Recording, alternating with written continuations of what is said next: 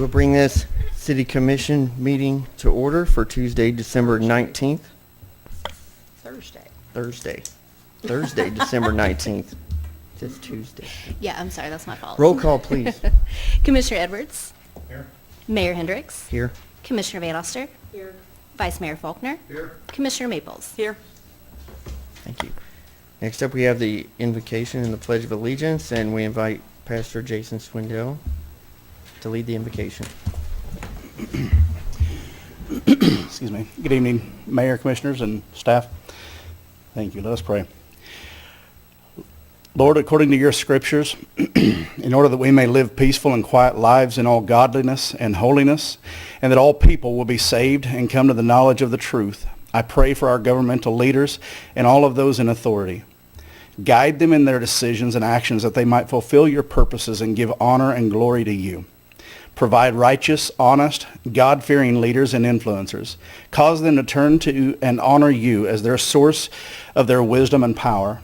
Lord, raise up righteous, wise, and God-fearing people to govern us and put down the wicked. Cleanse our city and county government of unrighteous leaders, decisions, and dealings. Expose the darkness and deceit in our city and county government, including all hidden agendas, subversive activities, corruption, collusion, bribery, extortion, embezzlement, racketeering, financial mismanagement, and fiscal waste. In the mighty name of Jesus, I stand for righteousness in this city and in this county, and against every evil and corruption. In Jesus' name, amen. Amen.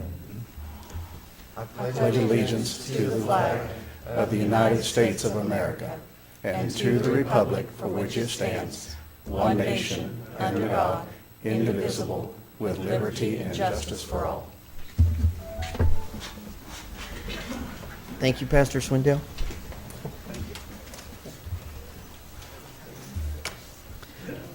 Next up, we have a review of the agenda, and we have a motion to move. I'll move to amend the agenda to add new business, item number 5, which is discussion and action to approve a cereal malt beverage license for break and room billiards. Second. Motion is made by Commissioner Van Oster, seconded by Commissioner Maples to amend the agenda to add new business item number 5, discussion and action to approve a cereal malt beverage license for break and run billiards. Mayor Hendricks. Aye. Commissioner Van Oster. Aye. Vice Mayor Faulkner. Aye. Commissioner Maples. Aye. Commissioner Edwards. Next up, we'll move into the consent agenda, and we have the city commission meeting minutes from the last city commission meeting, which was Tuesday, December 10th, 2024. Then we have the resolution R-24-109, a resolution declaring the boundary lines and city limits of the city of Coffeyville, Kansas in compliance with and pursuant to KSA 12-517. And then we have appropriation ordinance number AO-24-24 in the amount of $1,932,034.68.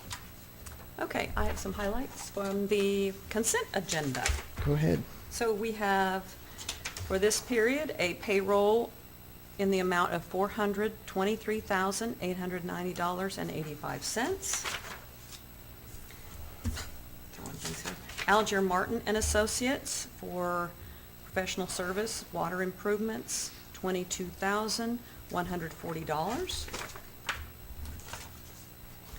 Annexter for lamps and street lighting, $127,978.35. Baker Tilly for $24,974.61. Bettis Asphalt and Construction, that's the Buckeye Mill and Overlay, $402,839.70. Border States Electric for substation improvements, $48,393.30. CDL Electric for lamps and street lighting, $15,738. Coffeyville Regional Medical Center for this period's tax distribution, $81,122.68. Eck Heating and Air for the new houses over on 9th Street, $14,410. Elmec, for bulk water station, $56,585.25. Fitch Ratings, a bond rating fee of $10,000. Graybar Electric for department supplies, $18,369.42. Hawkins for chemicals and fertilizer, $29,642.21. KMGA Gas Supply Operating Fund, $208,444. Lochner for runway improvements, $34,909.23. Meriton Health for health insurance, $73,079.79. Southwest Power Pool Administration, $12,645.88. Tantalus Systems, $27,293.60. And I think that's it. That's it. Anybody got any All questions? right, I had a question. Yeah. On the bulk water station, I can't remember, but was there a location determined where that's being installed? Yes, sort of.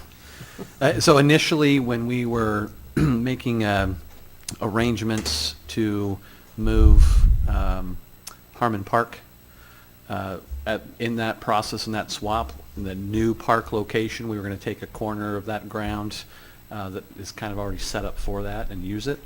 We have not completed that Harmon swap, and so we're still in conversations to move forward on using the property, even if we haven't agreed to the terms of replacing all the park equipment. So we're hopeful that's where it's going to be.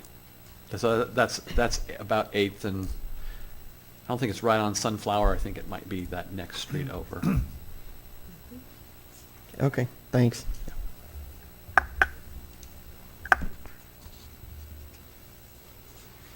Any other questions?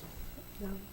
If I'm- somebody could just, excuse me. Go ahead. Go ahead. Go over the boundary line. I know that's just a housekeeping thing, but why we have to do that, That is what a, we added. that is a housekeeping item. Since we purchased the 100 acres west of town, the Kansas law says that we have to declare the city's new boundaries because of that addition, that annexation. Sorry, just clarification for those listening. Sure. Here tonight. Okay, go ahead. I'm sorry. Then I move to approve items 1 through 3 of the consent agenda as presented. I'll second. Motion is made by Commissioner Maples, seconded by Commissioner Van Oster to approve items 1 through 3 of the consent agenda as presented. Commissioner Van Oster. Aye. Vice Mayor Faulkner. Aye. Commissioner Maples. Aye. Commissioner Edwards. Aye. Mayor Hendricks. Aye. Next up, we have appropriation ordinance number AO-24-24A for purchases at Isham's and Liebert's in the amount of $92.34. Move to approve. Second.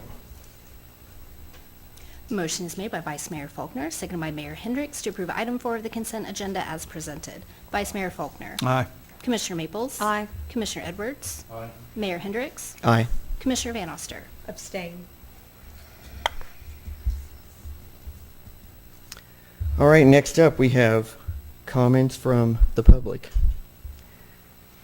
If anyone would like to come up and make comments from the public, any citizen desiring to address the commission shall be recognized, advance to the podium, state his or her name and address for the record, and comments shall be limited to 3 minutes unless extended by a vote of the majority of the commission. The commission does not hear matters involving litigation or city personnel. The commission does not take action on subjects not on the agenda unless unusual or hardship conditions exist. Citizens may address the commission on agenda items as they are brought to the floor. Good evening. Good evening, Commissioners. My name's Marcy Roberts, and I come here this evening as the Executive Director of Live Healthy Montgomery County. My address is 1505 Cortez.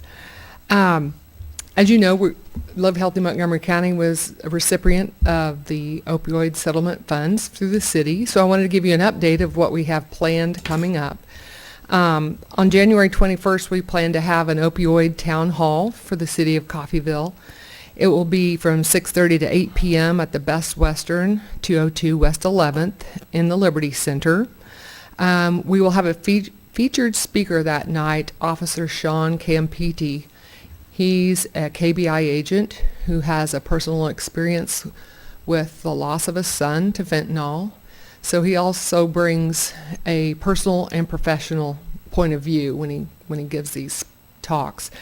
So we will also have a panel of local experts, law enforcement officers, EMT, ER docs, some people there who can answer questions from the public about opioids and also offer their experience on what they see on a day-to-day basis with the opioid epidemic. So we just want to make that announcement and ask you to save the date and invite the public to attend on January 21st. We are also planning to hire a part-time opioid prevention specialist to carry out our efforts moving forward. So that's all I have tonight. So, and that can be found on that job opening can be found on mgcolivehealthy.org. That's our website. So, thank you. All right, thank you very Thank you. much. That update.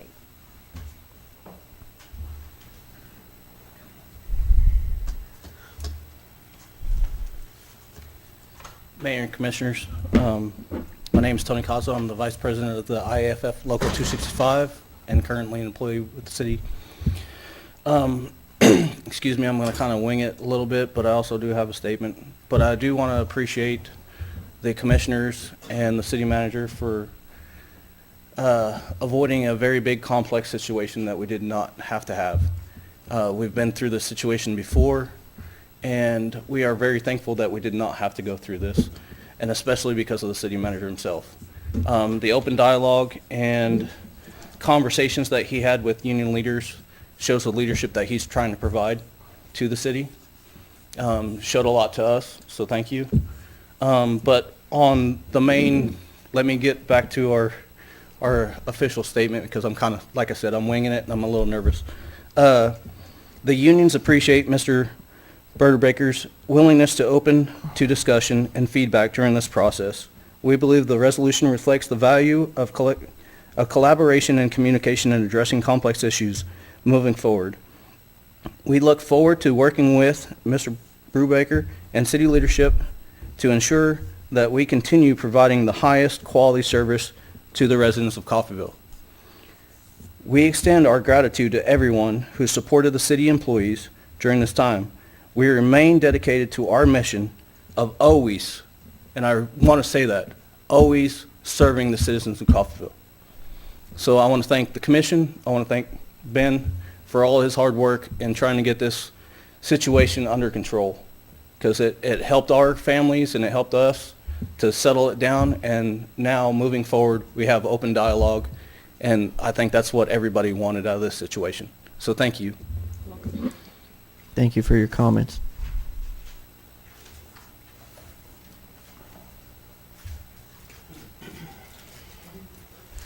I'm Ken Allison, 612 West 5th Street.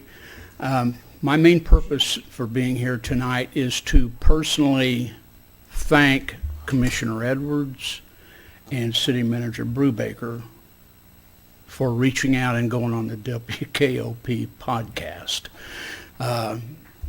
Speaking for myself, I gleaned a lot of good information from that, and I recognize that might not have been the most comfortable thing that you've done lately, but I think it helped clear the air and resolve, some concerns with a lot of us citizens. So thank you. We're not always going to agree on everything. We're human. We're not going to, but dialogue is crucial. So thank you, and I hope maybe there'll be some repeat performances. Thank you for your comments, Kent. Anyone else?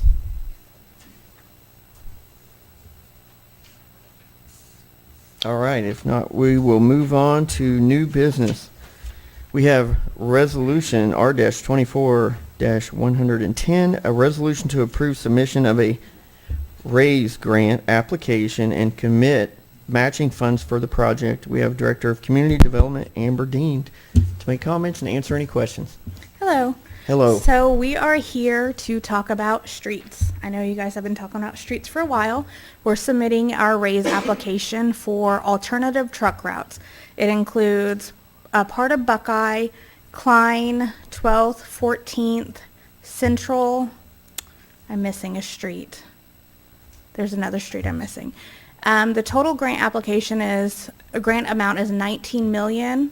We're requesting the city put up $1 million toward this application to elevate our application to be competitive. It's a national grant. We're going to go up against a lot of cities throughout the U.S., and we just need something to kick us up a notch. So this shows we have skin in the game. This shows to- we have when skin you in the present. game.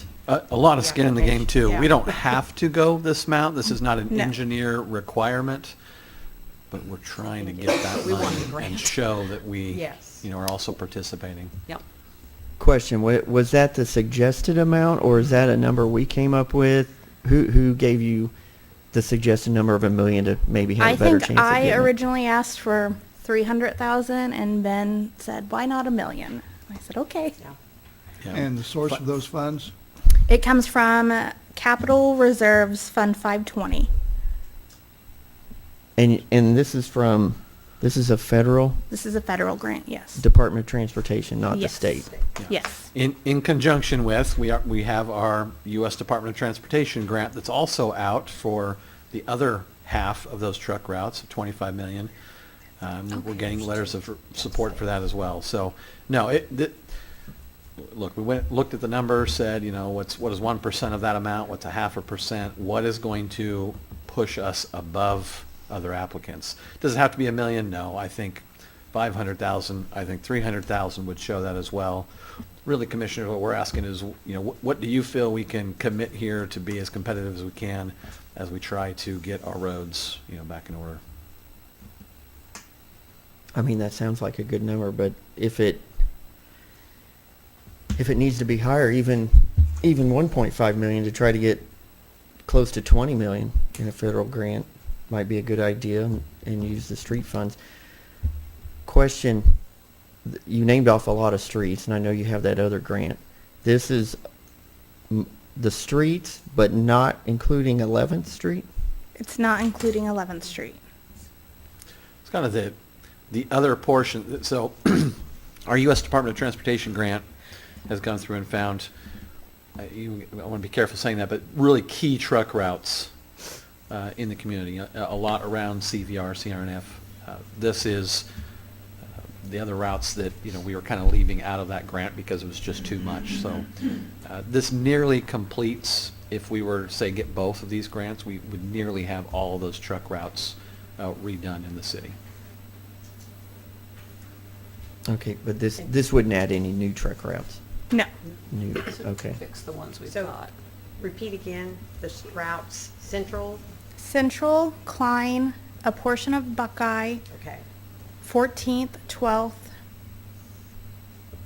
Willow, Oh, okay, yeah. Willow from 11th Street going south.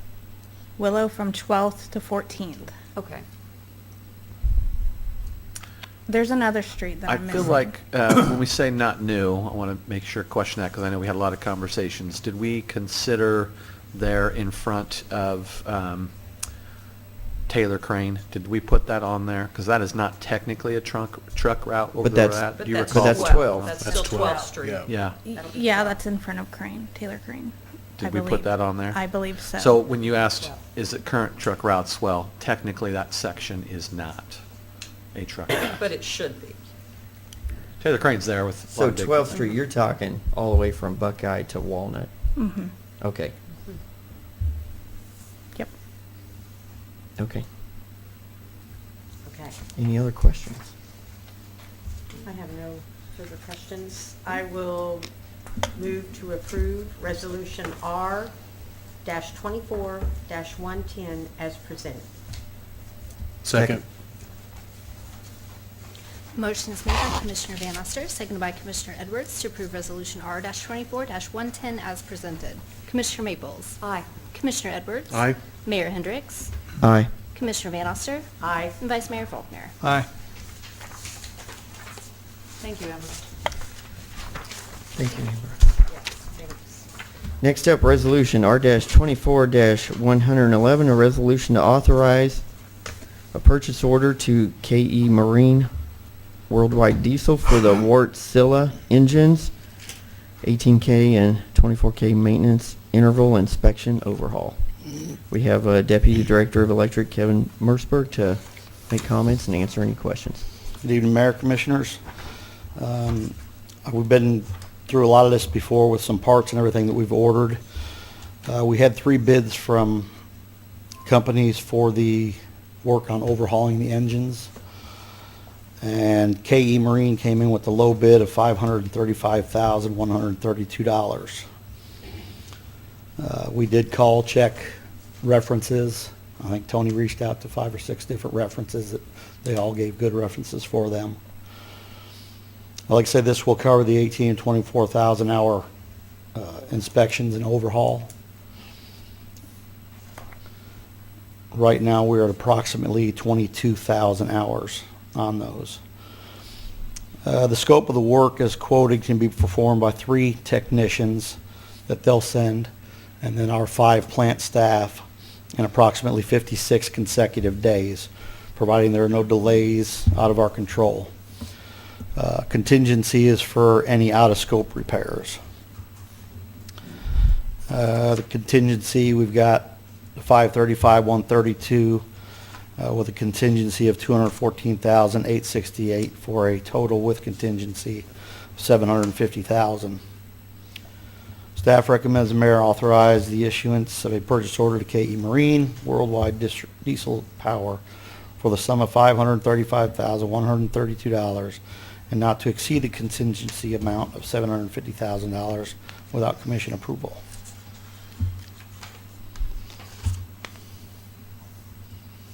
I have a question, but any questions from other commissioners first? The only thing I have is, there's a large difference between those bids. Yes. And I know you said you checked references, and that's fine. But do you feel the low bidder, that bid is comparable to the others? I mean, We sent out the same specs to each company. Like I say, Wartzilla, who's the manufacturer of the engines. We did end up buying all the parts from them, which some was a little more expensive than the others, but we know they're definitely OEM parts. Right. But all 3 of them, KE Marine, MSHS, and Wartzilla, do extensive work on all these engines, both marine and diesel.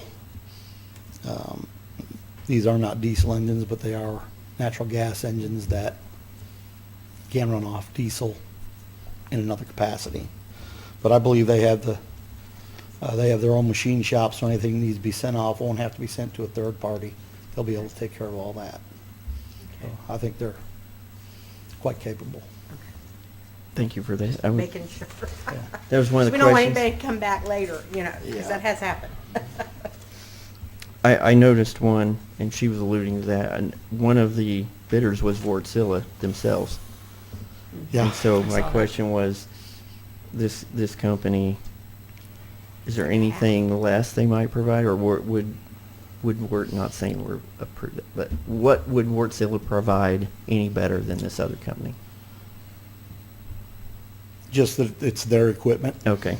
That's it. We may at some point in this have to enlist a Wartzilla, somebody to come once we get everything done. If anything else needs commissioning after the work is done, or any parameters need to be changed due to the work, then we may have to have a Wartzilla tech come in and put those changes in. But we're not expecting anything out of the ordinary. One thing I would like to see, if it's possible through this work, is as they disassemble these engines, I'd like a condition report of the parts. I want to know if they're even though they're 22,000 hours, and that's what you said they're at, are they actually worn out? You know, what's their opinion on, could they go another 10,000 hours? I mean, or are they completely shot, worn out? I'd like an opinion, really, for the next time, so the city would know the next time. That way, when you hit 20,000 hours next time, you may not be scared about it. You Yeah, may be we did feeling have, good.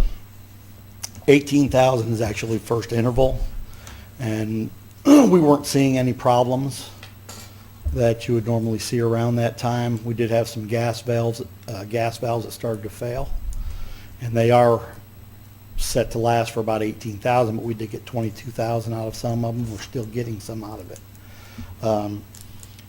In which case, a lot of these parts will be put on shelves for spares.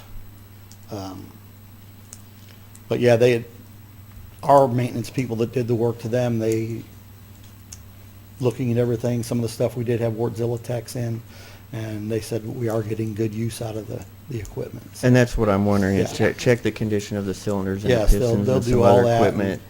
You know, how do they look at 22,000 hours Yeah, for and the next when, time? I think Amy and myself and several of us be out there documenting everything with Okay. pictures and everything too, so. Thank you. Thank you for that. Yep.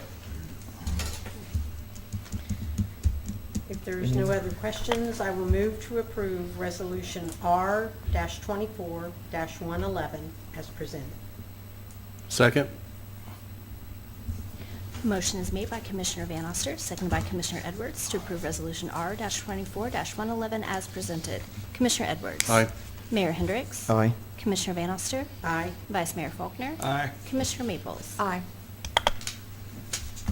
Thank you, Mr. Merceburg. Next up is Resolution R-24-112, a resolution to approve the 225-year fee schedule for the city of Coffeyville. We have Director of Finance, Martin Cummings, to make comments and answer any questions.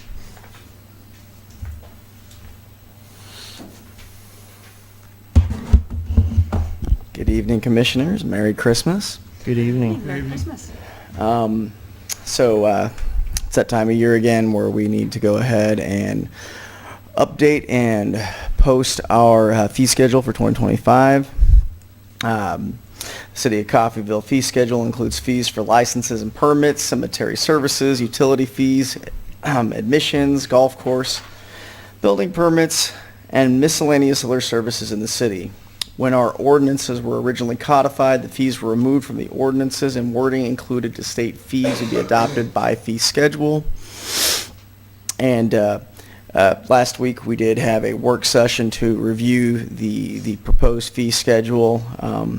The only modification that's been made since then I'll call your attention to is on the utility deposits. We elected to go ahead and maintain the current 2024 rates on the utility deposits and then eliminate for the time being, the penalty rate on the deposits. After review of our actual code of ordinances, we decided that a little more thought needs to be put into how we structure those. And so that's the only change that that I believe has been made since the work session. To probably comment just for the public on the nature of some of the other fee changes that we're looking at. It's been a number of years since any modifications have been made to a lot of these fees, and obviously things have gotten more expensive. The city's cost of servicing and handling some of the different work and services that we provide have gone up, and so most of these adjustments have been made in an effort to make sure that the city is made whole on its efforts. But apart from that, are there any questions? One question. The season pass for the pool, how was that received last summer? Was that a big seller? That's a really good question. I couldn't. It went over very well. We sold quite a few season passes and family passes as well. Will this increase impact that response? What was the increase on that? There I don't think there was an increase last on year that was one. the first Yeah, last year was Okay, the first all right. year, so Yeah. yeah, no Why? increase. Says that, I didn't think there was, but. Yeah, yeah. So Okay. that's- I think that's a good place where it should be. Yeah. Okay. All right. Any other questions? I think my questions were answered before. So. Okay. Well, if there are no other questions, I will move to approve Resolution R-24-112 as presented. I'll second. Motion is made by Commissioner Maples, seconded by Commissioner Van Oster to approve Resolution R-24-112 as presented. Mayor Hendricks. Aye. Commissioner Van Oster. Aye. Vice Mayor Faulkner. Aye. Commissioner Maples. Aye. Commissioner Edwards. Thank you. Thank you, Martin. Next up is Resolution R-24-113, a resolution to authorize a purchase order to Anixter to provide 4 PMH-9 switchgear for the City of Coffeyville Electric Utility. Deputy Director of Electric Kevin Merceberg will make comments and answer any questions. Good evening Welcome again. again. As you said, this is for purchase of 4 PMH-9 switchgear. Switchgear used throughout the city to supply power with a fuse to a transformer and to supply power on the main line and to other loads. There are currently no switchgear of this size in stock, and lead times are 50 to 60 weeks. Historically, switchgear were ordered as needed, but we used to be able to get them in about 30 days till the pandemic, and now they're out for a year. Staff received 2 quotes. There were only 2 vendors carried these switchgear. Anixter is the least expensive, and lead time is 58 weeks. It was 65 weeks. They're back down to 58 weeks on them. Their quote is only valid through January 10th. After that date, the price increase will take effect. So staff is recommending that the mayor be authorized to direct the finance director to issue a purchase order in the amount of $147,551.25 for the purchase of 4 PMH-9 switchgear. Question. Okay. You just said 52 weeks. So, 50 to 60 weeks. yeah, my question really is a budget question. So when are we paying this? On delivery or now? That I'm not sure of. I don't know if they So bill we're, us when we. okay, we're authorizing They it, probably- but this could go into FY '27, Yeah, but right? you, It's usually there's a down payment to keep Right. that time and to keep your time in order. Right. And so I have not seen that contract either to know if it's a full payment, but I think I it's would- usually a 20 to 40% down. Yeah. And then upon delivery, that remaining.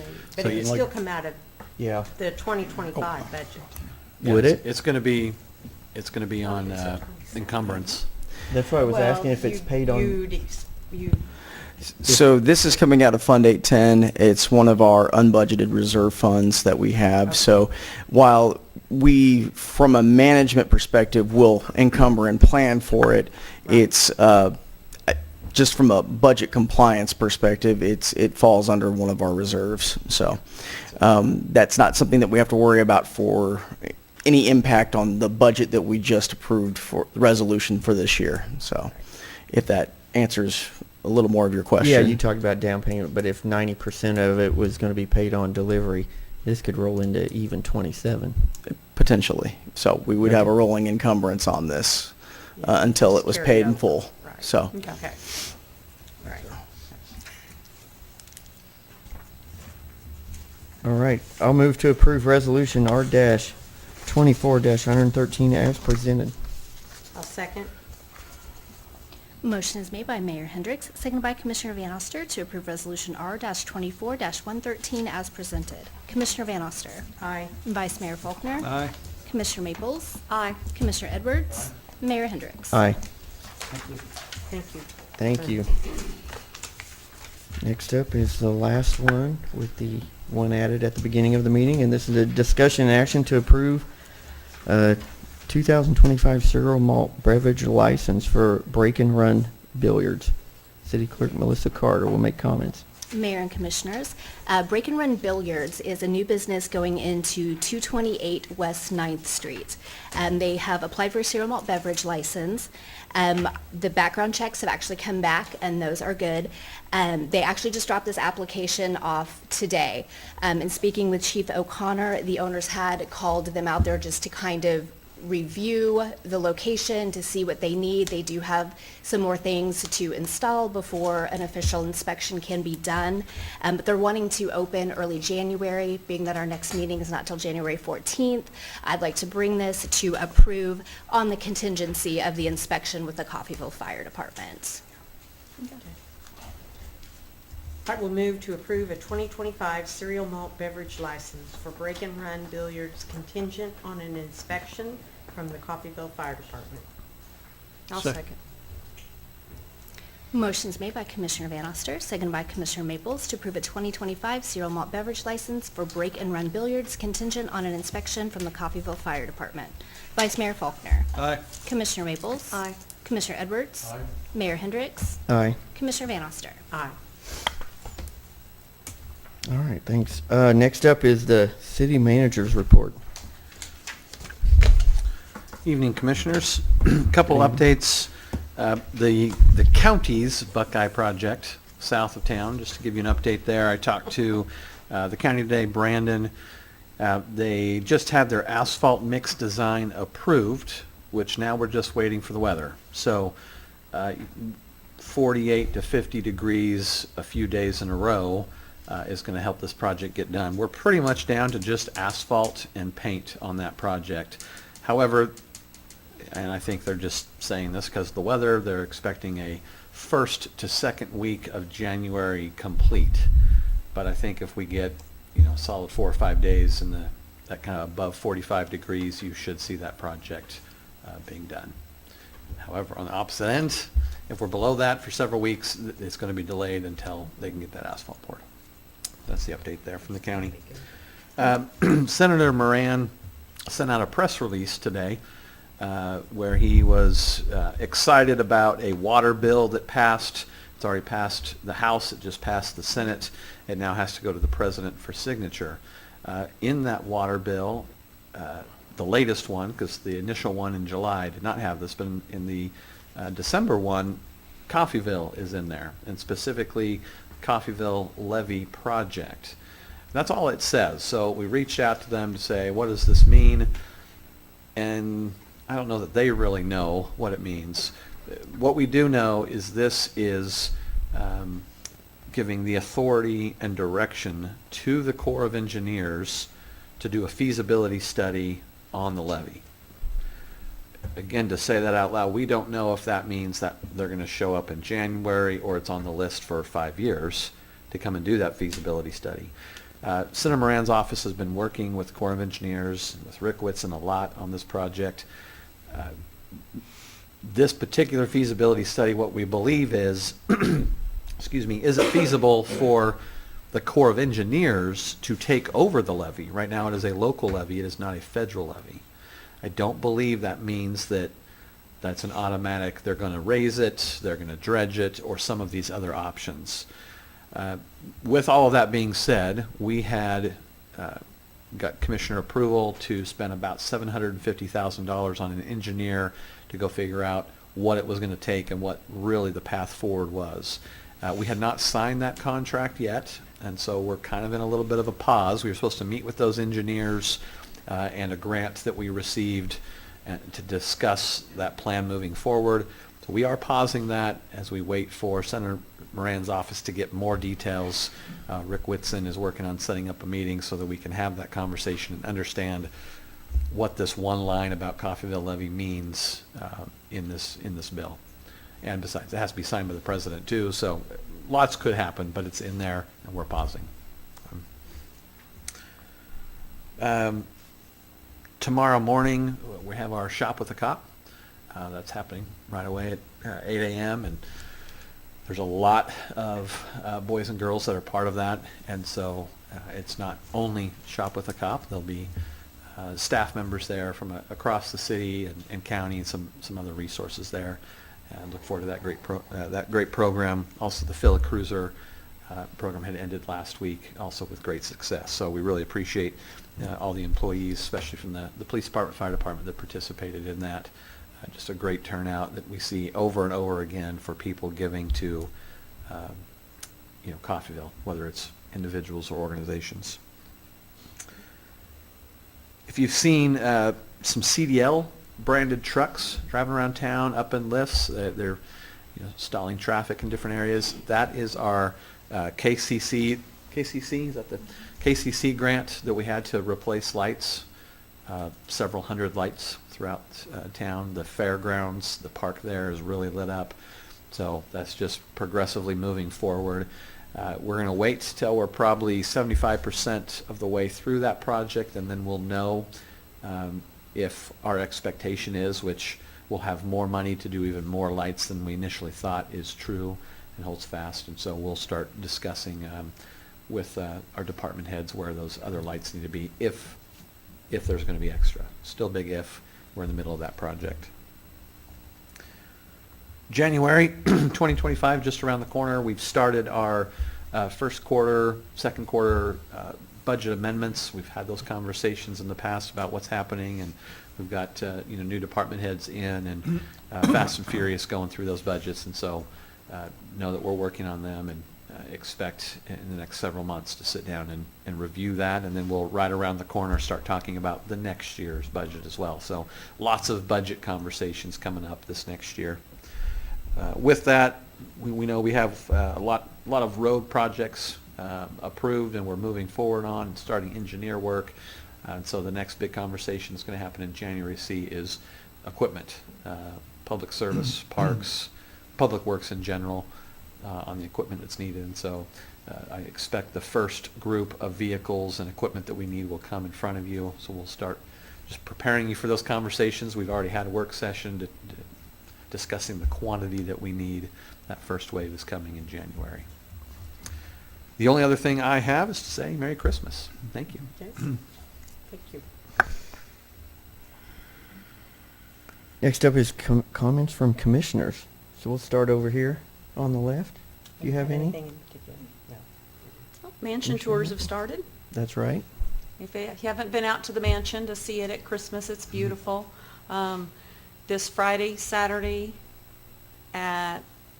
starting at 5:30, Sunday afternoon, and then Monday evening. You can go online and get tickets. Love to have as many of you out. It's always gorgeous, and it's a great place to visit for Christmas. Take your family. And tickets are $10. $10. And online. Online only? You can buy them. Here's the thing. They only allow 100 people in the mansion per hour.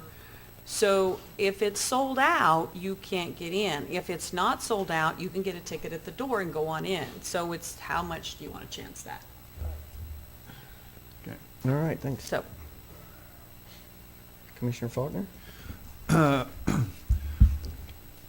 This is not so much a request for an ordinance, but more of a, could we have I'll call it a feasibility report at the next commission meeting.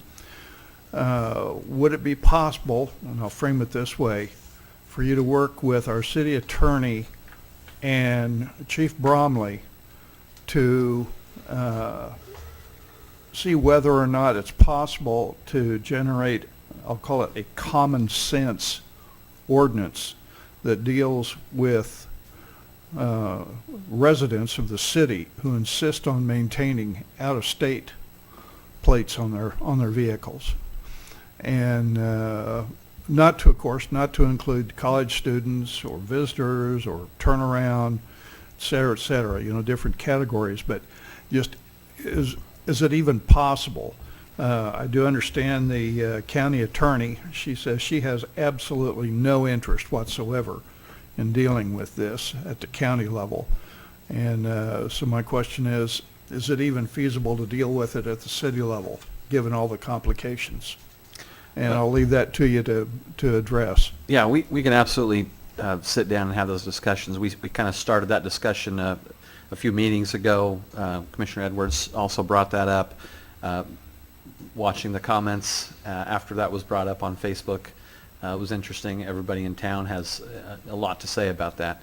And I don't want to put words in Melissa Johnson's mouth. Does she not want to deal with it versus does she have the time based on when I was at the county, COVID had still put them, a lot of cases on Yep, on hold. So we will absolutely All right, I get with her. misspoke on that. I didn't mean to say she has no interest. I believe the actual phrase was, she is so busy right now with much, much higher issues, much, much bigger issues. I know people are ticketed for that. Highway Patrol tickets people for that violation. I think deputies ticket for that, but there's really, I don't know that there's a general effort to try to prosecute offenders. I think it's as they detect a violation, if they pull somebody over for some other violation and they realize that violation is getting committed, they will ticket for that offense. No, the city has no ordinance. We don't prosecute that offense. I'm not saying we can't, but that's something that we can look into. Just a question. Yeah. It's come up and I've been pulsed on that. Sure. Thank you. But you're saying that the Kansas Highway Patrol can write a ticket for that, just like a speeding ticket? Yeah. And they go and they have to pay it or go to court for it? Right. Interesting. That's my only comment. Thank you. Thank you. Commissioner Edwards? I didn't really have something I noticed. I got an email. I don't know if anybody else got an email, but there was a notice put in about direct file with the state of Kansas for this next tax year, meaning coming April, and it's supposed to be free and easy. And I don't know if that meant filing with the IRS and the state at the same time, that easy, I'm not sure. But for all the people that pay money to figure out their taxes, I don't know if anybody else got that notice or heard about that. You're saying a government entity said it's free and easy? I'm trying, that's interested what to they're see trying that to do, email, so, yeah. anyway, I put that out there. think there's stipulations in there. There's stipulate, Yeah, of I mean, course, always. If you have major deductions and all that, I'm not for sure. It's only easy if it's easy. Yeah, I think so, because that did come out the other day. But something you might check into before you go pay a outside firm to figure your taxes, go check out I think it's the Kansas Revenue website. Anyway, that's all I had. We have, next up is the executive session, and it doesn't say how many minutes. I think we should go for about 25 minutes. Okay. Okay, we'll say 30 with a break, because Say 30. our track record lately has been 5 minutes over. I had already factored in 5 minutes for our track record, but we can throw another 5 on there. All right, I will move to recess to executive session for consultation with the city attorney regarding matters that would be deemed privileged in the attorney-client relationship as permitted by KSA 75-4319B2 to include the city manager, city attorney, and the chief of police for a period of 28 minutes to reconvene in the commission room at 7:45 p.m.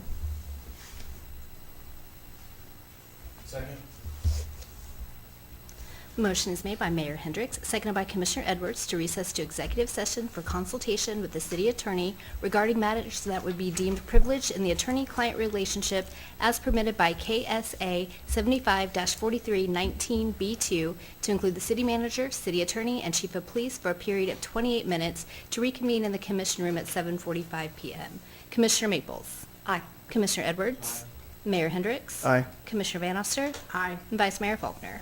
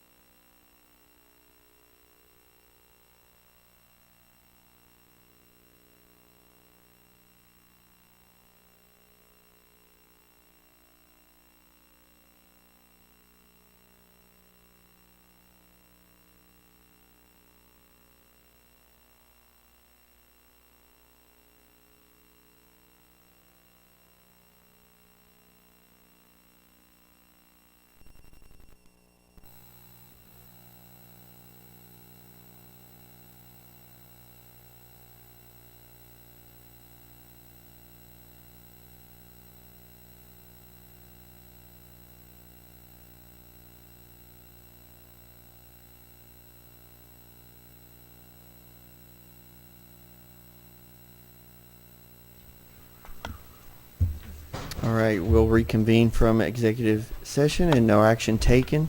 I'll move to adjourn. Second.